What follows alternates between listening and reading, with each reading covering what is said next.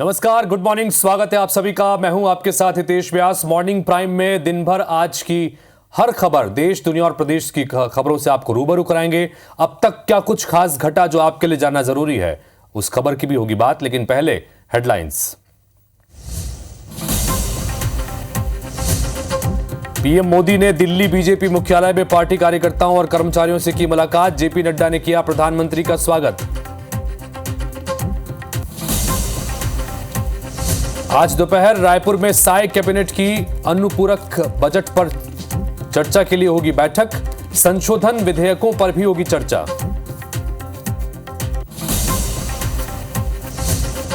छत्तीसगढ़ में मानसून सत्र को लेकर तैयारी तेज। आज सीएम हाउस में होगी बीजेपी विधायक दल की बैठक। विपक्ष को जवाब देने के लिए बनेगी रणनीति। बीजापुर में एक दिन में 2 आईईडी ब्लास्ट, 2 जवान शहीद, 6 जख्मी। आज रायपुर लाए जाएंगे दोनों घायल। इधर रायपुर में पहले से भर्ती 4 घायल जवानों से मिले सीएम और डिप्टी सीएम। रायपुर में फिर चाकूबाजी, बदमाश ने युवक को मारा चाकू। घायल की बेटी से छेड़छाड़ पर जा चुका है जेल। रिपोर्ट वापस नहीं लेने पर किया हमला। मध्य प्रदेश की टॉपर बेटियों का आईबीसी 24 ने किया सम्मान। सीएम डॉक्टर मोहन यादव ने किया होनहारों को सम्मानित। कहा, छात्र जीवन में अहंकार के लिए जगह ना हो।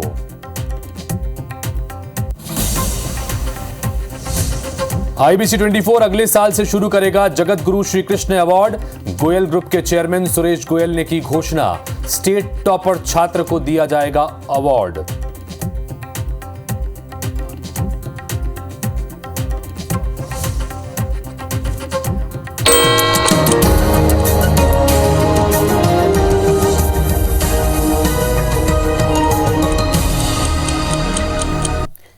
तो ये थी इस वक्त की हेडलाइंस, और हेडलाइंस के बाद अब नजर डालते हैं सुबह 7 बजे की 7 बड़ी खबरों पर, जिस पर दिन भर हमारी नजर रहेगी। पहली खबर, यूपी में डिब्रूगढ़ एक्सप्रेस पटरी से उतर गई, 3 यात्रियों की इसमें जान चली गई। वहीं दूसरी खबर, जम्मू कश्मीर में 3 जगहों पर मुठभेड़ की खबर आई, जिसमें 2 आतंकियों को ढेर कर दिया गया है। तीसरी खबर, आईएएस पूजा खेटकर से जुड़ी हुई, जिनके पिता ने अग्रिम जमानत की अर्जी लगाई है। चौथी खबर, बेंगलुरु के मॉल में किसान को घुसने से रोका गया और इस पर केस दर्ज किया गया है मॉल मामले में। बांग्लादेश में आरक्षण का विरोध जारी है। अब तक 32 लोगों की मौत यहां पर हो गई है। हार्दिक पांड्या और नताशा तलाक लेंगे, फाइनली ये तय हो गया है। 4 साल पहले ही इनकी शादी हुई थी। और एमपी समेत 13 राज्यों में भारी बारिश का अलर्ट मौसम विभाग ने जारी किया है। सबसे पहले बात करते हैं जम्मू कश्मीर की, जहां पर कुपवाड़ा में एनकाउंटर हुआ है। आतंकियों के खिलाफ जवानों का ऑपरेशन लगातार जारी है। हमने आपको कल भी बताया था कि 24 आतंकियों के छिपे होने की जानकारी है, और इसमें करीब 7 से 8 हजार जवानों को लगातार सर्चिंग ऑपरेशन में लगाया गया। एक बड़ा एनकाउंटर किया गया है, ऑपरेशन की अंजाम दिया गया। इस एनकाउंटर में 2 आतंकियों को ढेर कर दिया गया। डोडा के कश्तीगढ़ में भी ऑपरेशन लगातार चल रहा है। 3 से 4 आतंकियों के यहां पर भी छिपे होने की खबर है। इस पूरे इलाके में, डोडा, कुपवाड़ा और उसके आसपास के इलाकों में 24 के करीब आतंकियों के छिपे होने का इनपुट सुरक्षा बलों को मिला, जिसके बाद बड़े पैमाने पर यह ऑपरेशन शुरू किया गया। इसमें कल बड़ी कामयाबी मिली है। कश्तीगढ़ में ऑपरेशन जो अंजाम दिया गया, वहां पर 3 से 4 आतंकियों के छिपे होने की खबर है। तो वहीं कुपवाड़ा में 2 आतंकियों को ढेर किया गया है।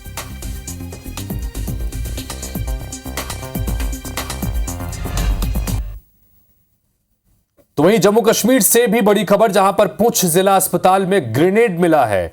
एसओजी की टीम इसके बाद अस्पताल पहुंची। पुलिस और एसओजी की टीम यहां पर जांच कर रही है। सर्च ऑपरेशन चलाया जा रहा है। तो पुंछ जिला अस्पताल से ग्रेनेड मिलने की खबर आई है। एसओजी की टीम इसके बाद अस्पताल पहुंची। पुलिस और एसओजी की टीम इस पूरे मामले की जांच कर रही है। सर्च ऑपरेशन भी चलाया जा रहा है कि आखिर अस्पताल में कैसे ग्रेनेड पहुंचा।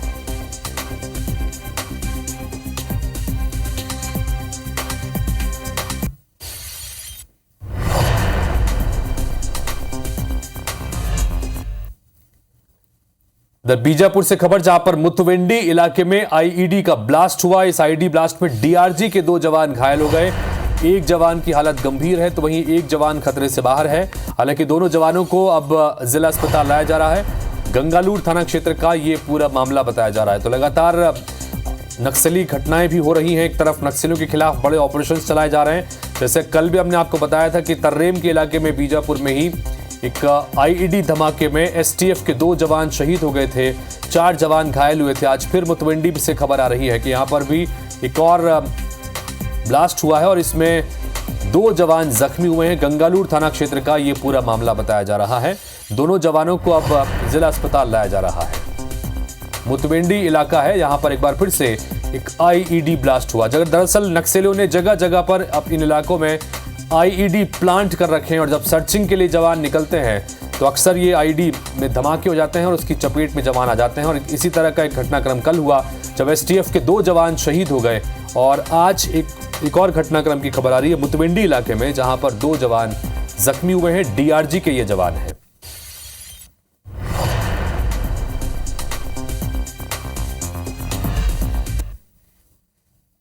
इधर दिल्ली दौरे से वापस लौट आए हैं छत्तीसगढ़ के मुख्यमंत्री विष्णुदेव साय और डिप्टी सीएम विजय शर्मा। घायल जवानों से मिलने के लिए इसके बाद सीएम और डिप्टी सीएम अस्पताल पहुंचे। बीजापुर में घायल जवानों से सीएम और डिप्टी सीएम ने मुलाकात की है। बीजापुर ब्लास्ट में 2 जवान जो है शहीद हो गए थे। इन सबके बीच 4 घायल जवानों को रायपुर लाया गया था और जैसे ही यहां पर पहुंचे उसके बाद सीएम और डिप्टी सीएम दोनों अस्पताल पहुंचे और जाकर घायलों से मुलाकात की। दोनों को रामकृष्ण केयर हॉस्पिटल में भर्ती कराया गया है इलाज के लिए। और यहां पर सीएम और डिप्टी सीएम सीधा पहले रायपुर में लैंड करने के बाद हॉस्पिटल पहुंचे और घायल जवानों से उन्होंने कुशलक्षेम पूछी है।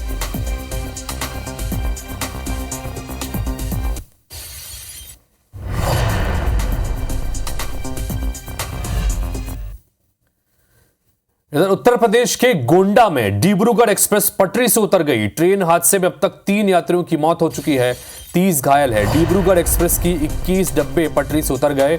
ज्यादातर घायल यात्री एसी कोच में सवार थे। हादसे के बाद कांच तोड़कर यात्री बाहर निकले।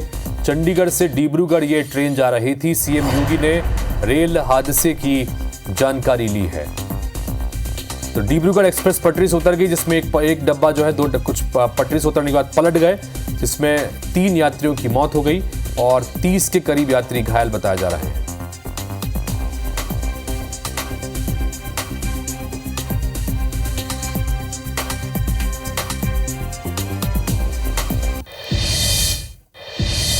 इधर राजस्थान के बीकानेर में एक बड़ा सड़क हादसा हुआ। ट्रेलर से कार टकरा गई। इस हादसे में 6 लोगों की जान चली गई। हादसे में एक बच्ची जख्मी हुई है।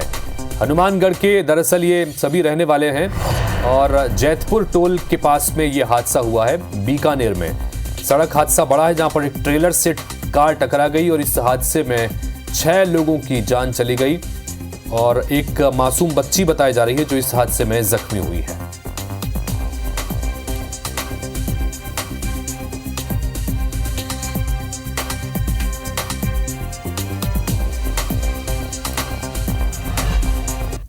तो वहीं इधर लखनऊ आगरा एक्सप्रेस वे पर भी हादसा हुआ है। उत्तर प्रदेश की खबर, जहां पर उन्नाव में तेज रफ्तार स्कॉर्पियो पलटने से 5 लोगों की जान चली गई। हादसे में 2 लोग गंभीर रूप से घायल हुए हैं। बांगरमऊ के स्वास्थ्य केंद्र में घायलों का इलाज जारी है। अयोध्या जनपद के ये सभी रहने वाले हैं, मृतक बताया जा रहा है। तो लखनऊ आगरा एक्सप्रेस वे पर एक बार फिर से यह हादसा हुआ है, जहां पर तेज रफ्तार स्कॉर्पियो पलटने से 5 लोगों की जान चली गई।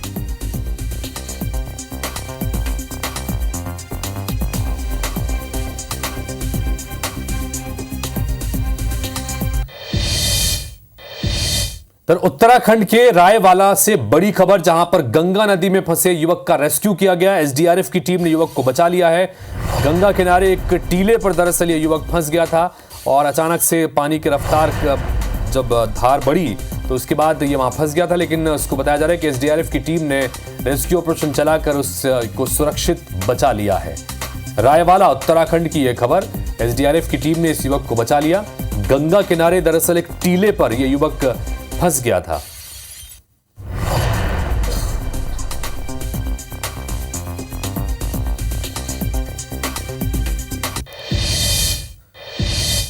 मुरैना जिला मुख्यालय से 30 किलोमीटर दूर टिकरौली दूमदार झरने में पिकनिक मनाने गए 3 दोस्त फंस गए। सूचना मिलते ही मौके पर पुलिस की टीम पहुंची और ग्रामीणों ने तीनों का रेस्क्यू कर उन्हें सकुशल बाहर निकाला। पुलिस के मुताबिक तीनों लोग झरने में नहा रहे थे और तभी अचानक बारिश की वजह से झरने का जलस्तर बढ़ गया था, जिसमें ये लोग फंस गए। सभी लोग झुंडपुरा के रहने वाले बताए जा रहे हैं। तो मुरैना की तस्वीर आपको दिखा रहे हैं, जहां पर टिकटोली दूमदार झरना है।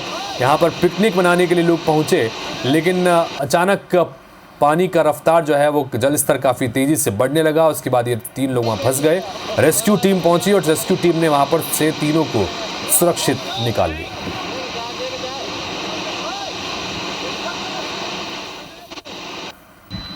जैन मंदिर पड़ता हुआ टिकटोली झरना है कि यहाँ पे 3 लोग झरने में फंस गए हैं। पानी तेज बारिश हुई तो एकदम पानी आ गया झरने में। ये लोग जो है बीच में ये गए थे, इतने में बारिश तेज हुई और पानी का बहाव तेज हुआ, तो ये 3 लोग उसमें फंस गए थे। बारिश का समय है, मानसून का समय है। ऐसे में अक्सर पिकनिक मनाने के लिए लोग ऐसी जगहों पर पहुंचते हैं, लेकिन सुरक्षा का ख्याल नहीं रखते, क्योंकि पानी की गति कभी भी बढ़ सकती है, पानी का जल स्तर कभी भी बढ़ सकता है।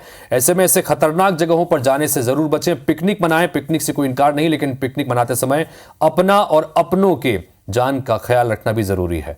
बहरहाल इधर प्रधानमंत्री नरेंद्र मोदी की बात करें, जिन्होंने बीजेपी कार्यकर्ताओं से मुलाकात की है। दिल्ली में बीजेपी मुख्यालय में कार्यकर्ताओं से मिले हैं पीएम मोदी।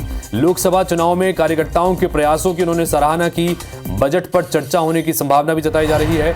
इधर 22 जुलाई से 12 अगस्त तक ये बजट सत्र सदन का चलने वाला है संसद का, जिसमें 23 जुलाई को निर्मला सीतारमण देश का लेखा जोखा और मोदी के तीसरे कार्यकाल का पहला पूर्ण बजट पेश करेंगी। लिहाजा उसको लेकर तैयारियां भी चल रही हैं। कल कैबिनेट की मीटिंग भी हुई और उसके बाद कार्यकर्ताओं से शाम में मुलाकात भी प्रधानमंत्री ने की है।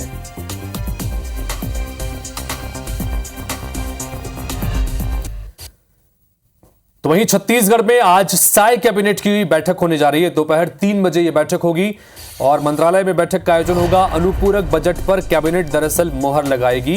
कैबिनेट में संशोधन विधेयकों पर भी चर्चा होगी, क्योंकि सत्र का आगाज यहां पर भी 22 जुलाई से होना है और इसी दौरान अनुपूरक बजट भी पेश किया जाएगा। इस अनुपूरक बजट के प्रावधानों को लेकर आज कैबिनेट में मुहर लगेगी।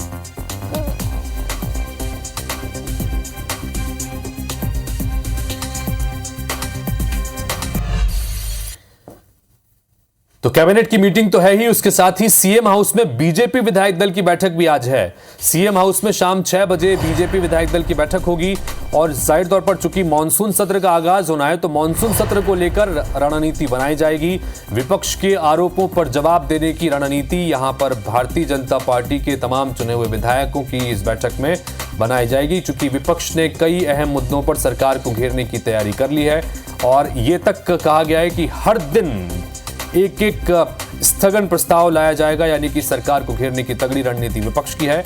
और इसी को काउंटर करने के लिए विधायक दल की बैठक आज तमाम बीजेपी विधायकों की होगी। सीएम हाउस में बैठक होगी, इसमें रणनीति बनाई जाएगी कि किस रणनीति के साथ विपक्ष के आरोपों को काउंटर करना है सदन के भीतर।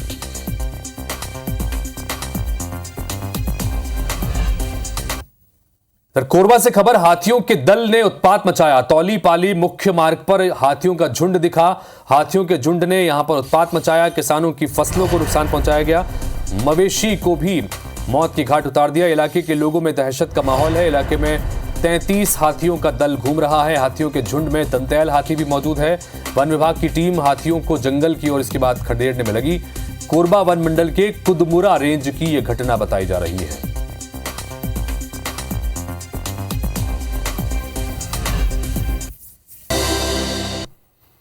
मध्य प्रदेश की राजधानी भोपाल एक बार फिर से होनहार बेटियों को समर्पित समारोह का गवाह बना। हम बात कर रहे हैं IBC 24 स्वर्ण शारदा सम्मान 2024 के समारोह की, जिसमें मध्य प्रदेश की 65 टॉपर छात्राओं और 10 टॉपर होनहार बेटों को मुख्यमंत्री डॉक्टर मोहन यादव ने स्कॉलरशिप से नवाजा। इस दौरान IBC 24 की ओर से एक नए अवार्ड का ऐलान भी किया गया।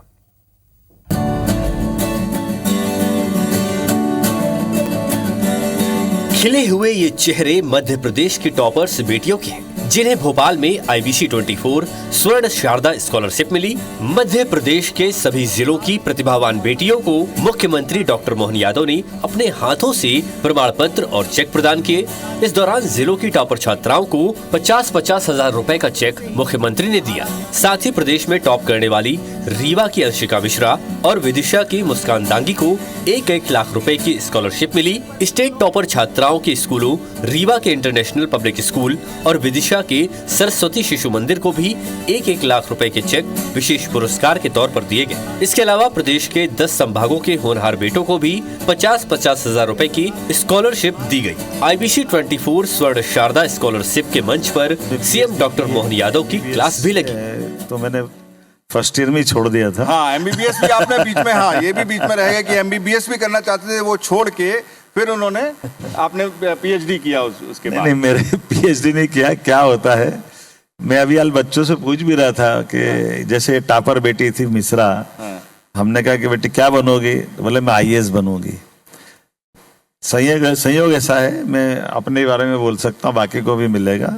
जिंदगी का मजा तो ये है कि हमारे आदर्श है नेताजी सुभाष चंद्र बोस, जिनने 1923 में ICS पास कर ली, जो पूरे एशिया में उनकी मेरिट लगी थी, और लात मार के फेंक दी डिग्री को कि मेरा अपना जीवन देश के लिए रहेगा। हम उस देश के वासी हैं, हम उनको आदर्श मानेंगे। डिग्री हासिल कर ली, डिग्री के आधार पर पढ़ाई हासिल कर ली, लेकिन असली जिंदगी का इम्तिहान तो ये कि जो काम मिलेगा मैं दमदारी से करूंगा, डंके की चोट करूंगा और सही करूंगा। मैं अपने मेरे CM ने अपने शैक्षिक जीवन के सफर के बारे में बताया। उनके हाथों उनको पढ़ाने वाले गुरुओं का सम्मान भी हुआ। CM ने टॉपर्स के सवालों के जवाब भी दिए और उनकी हौसला अफजाई भी की। कुल मिलाकर के पढ़ने का जो महत्व है हम सबके लिए सौभाग्य की बात है, और इसकी ना उम्र होती है ना सीमा होती। आप किसी उम्र में पढ़ो, मैं सभी बच्चों के साथ कहना चाहता हूँ, आप अलग अलग जो भी काम करते जाओ, लेकिन पढ़ाई मत रोकना, पढ़ाई हमेशा चलते रहना चाहिए। समारोह में गोयल ग्रुप ऑफ कंपनीज के चेयरमैन सुरेश गोयल ने स्कॉलरशिप के उद्देश्यों पर रोशनी डाली। साथ ही एक नए अवार्ड का भी ऐलान किया। अगले साल से IBC 24 की ओर से जगत गुरु श्री कृष्ण अवार्ड की शुरुआत होगी, जो कि स्टेट टॉपर छात्र को दिया जाएगा। बालिका शिक्षा को बढ़ावा देने के संकल्प के साथ हमने इस अभियान की शुरुआत की थी। मकसद था कि ऐसी प्रतिभावान बेटियों को मदद करना जो आर्थिक तंगी की वजह से आगे बढ़ने के अवसर से वंचित रह जाती हैं। ये लक्ष्य बड़ा है, मंजिल दूर है, और हमारा प्रयास छोटा ही सही, पर हम साल दर साल इसे पूरा करने में सफल रहे हैं। और ये सोच मेरे पिताजी की थी। ये पौधा उन्हीं का लगाया हुआ है कि शिक्षा और चिकित्सा, ये हमारे परिवार की तरफ से 2 चीज में हमें आगे बढ़ना है। IBC 24 स्वर्ण शारदा स्कॉलरशिप समारोह की शुरुआत में प्रदेश सरकार के कई कैबिनेट मंत्रियों के साथ शिक्षा जगत के कई विशेषज्ञों ने टॉपर बच्चों को गुरु मंत्र दिए। उन्होंने बच्चों को सफलता के टिप्स देते हुए जिंदगी में आगे बढ़ने की प्रेरणा भी दी। सम्मान पाने वाली बेटियों और होनहार बेटों के लिए ये बेहद खास मौका था, जिसके लिए उन्होंने तहे दिल से मध्य प्रदेश और छत्तीसगढ़ के नंबर 1 चैनल IBC 24 को धन्यवाद दिया। क्योंकि आज की जनरेशन। Bureau report IBC 24।